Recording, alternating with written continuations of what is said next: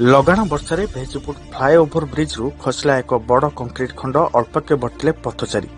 ଖଲିକୋଟ ଅଞ୍ଚଳରେ ଗତ 2 ଦିନ ଧରି ଲାଗି ରହିଥିବା ଲଘୁଚାପଜନିତ ଲଗାଣ ବର୍ଷାରେ ଖଲିକୋଟ ଥାନା ଅନ୍ତର୍ଗତ 16 ନମ୍ବର ଜାତୀୟ ରାଜପଥର ଭେଜିପୁର ଫ୍ଲାଏଓଭର ବ୍ରିଜ୍ ଉପରୁ ଆଜି ଏକ ବଡ଼ କଂକ୍ରିଟ୍ ଖଣ୍ଡ ଖସି ତଳେ ପଡ଼ିଛି। ତେବେ ତଳେ ଯାଉଥିବା ଜଣେ ପଥଚାରୀ ଅଳ୍ପକେ ବର୍ତ୍ତି ଯାଇଛନ୍ତି।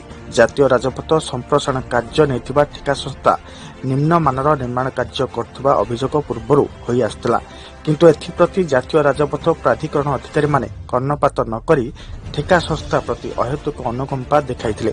ଆଜି ପୂର୍ବାହ୍ନେ ଭେଜିପୁର ଫ୍ଲାଏଓଭର ବ୍ରିଜ୍ ଉପରୁ ହଠାତ୍ ଏକ ବଡ଼ କଂକ୍ରିଟ୍ ଖଣ୍ଡ ଖସି ତଳେ ପଡ଼ିଥିଲା। ଏହି ସମୟରେ ଜଣେ ପଥଚାରୀ ଚାଲି ଚାଲି ଆସୁଥିବା ବେଳେ ହଠାତ୍ ତାଙ୍କ ସମ୍ମୁଖରେ ଏହି କଂକ୍ରିଟ୍ ଖଣ୍ଡ ଖସି ପଡ଼ିଥିଲା। ସୌଭାଗ୍ୟକ୍ରମେ ତାଙ୍କର ଜୀବନ ବଞ୍ଚିଯାଇଛି। କଂକ୍ରିଟ୍ ଖଣ୍ଡ ଖସିବା ଶବ୍ଦ ଶୁଣି ସ୍ଥାନୀୟ ଲୋକମାନେ ସେଠାରେ ଭିଡ଼ ଜମାଇଥିଲେ।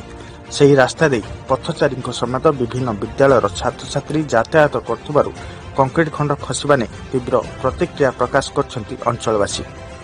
ମୋ ନାଁ ଫକୀରଚରଣ ଦାସ। ଭେଜିପୁର ଜାତୀୟ ରାଜପଥ ଯେଉଁ ତିଆରି ହୋଇଛି ନ୍ୟାସନାଲ ହାଇୱେ, ଇଏ ବର୍ତ୍ତମାନ ମରଣଯନ୍ତା ପାଲଟିଛି। ଏ ସବୁ ନିମ୍ନମାନର କାମ ହେଉଛି। ଯେତେ କାମ ହୋଇଛି, ପିଲର ହେଇଛି, ଦିଆହେଇଛି, ଯାହା ଯାହା ଦିଆହେଇଛି ନିମ୍ନମାନର କାମ ହେଉଛି। ଆମେ ଯୋଉଟାକି ସ୍ୱଚକ୍ଷୁରେ ଦେଖୁଛେ ଆଜି ଏତେ ପଡ଼ିଛି, ତିଆରି ହେଇଛି କାନ୍ଥ ଗୁଡ଼ାକ, ସେଗୁଡ଼ାକ ଆଣିକି ସବୁ ଗୋଟେ ଗୋଟେ ଥୋଇ ଦେଇଛନ୍ତି।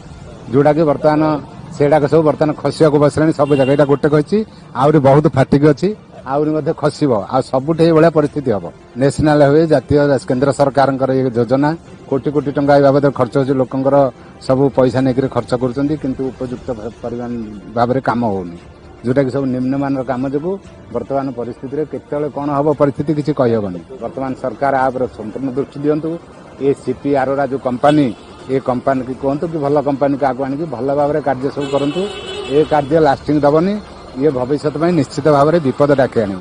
এই যে নিম্নমানের কাম হচ্ছে আমি সরকারের দৃষ্টি আকর্ষণ করু, যথা বিহিত প্রতিকার করতু। কন্ট্রাক্টর এগেনিস্টে দৃঢ় କାର୍ଯ୍ୟାନୁଷ୍ଠାନ ଗ୍ରହଣ କରାଯାଉ। ବର୍ତ୍ତମାନ କେତେବେଳେ ମରଣ ଜନତା ପାଇଛି, କେତେବେଳେ ଲୋକ କଣ ହେବେ କୋଉ ଅବସ୍ଥାରେ କେହି କହିପାରିବେନି। এই ଅବସ୍ଥାରେ ପ୍ଲେଟ୍ ଗୋଟେ ଖସିଲା, ସେଠି 3-4 ଜଣ ଆହତ ହେଇଥାନ୍ତେ, ଅଳ୍ପକେ ରକ୍ଷା ପାଇଲେ ବର୍ତ୍ତିଗଲେ।